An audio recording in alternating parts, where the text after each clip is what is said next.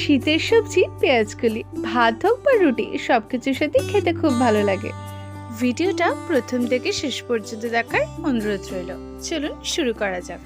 আজকে তাই আমি মায়ের হাতে বানানোর ডিম পেঁয়াজকলির রেসিপি নিয়ে চলে এসেছি। এটা খুব অল্প জিনিসেই তাড়াতাড়ি বানানো যায়।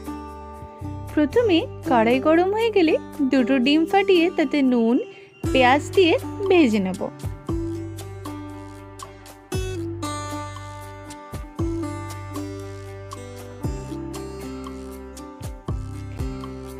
ডিমটা ভাজা হয়ে গেলে খুন্তির সাহায্যে টুকরো টুকরো করে নেব। এরপর একটা বাটিতে তুলে নেব।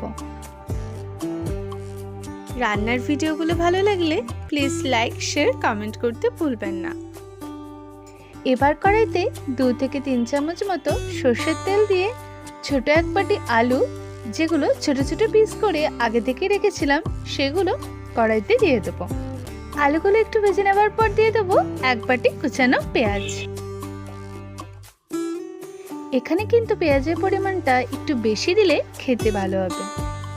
পেঁয়াজকলির তরকারি কিন্তু মোটেই ঝোল ঝোল ভালো লাগে না, এটা একটু শুকনো শুকনোই ভালো লাগে। এরপর দিয়ে দেবো 2 চামচ মতো আদা রসুন পেস্ট, আর দিয়ে দেবো টমেটো পিউরি। মাঝের ধরনের একটা টমেটো নিয়ে এটা বানিয়ে নিয়েছিলাম।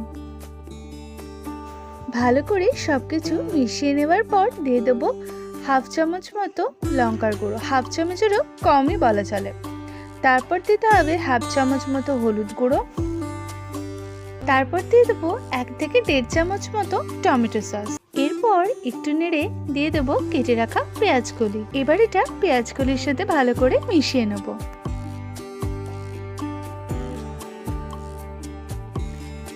পেঁয়াজকলি বেশ কিছুক্ষণ ধরে ভেজে নেওয়ার পরে আদা রসুন পেস্টের যে বাটিটা ছিল সেই বাটিতে অল্প জল দিয়ে সে বাটিটা ধুয়ে দিয়ে দেবো।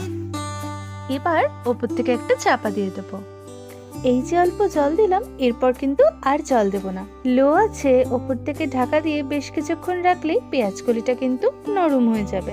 কিছুক্ষণ পর যখন পেঁয়াজকলি নরম হয়ে আসবে, তখন ভেজে রাখা কোচানো ডিমটা দিয়ে দিতে হবে, আর দিয়ে দিতে হবে পরিমাণ মতো নুন।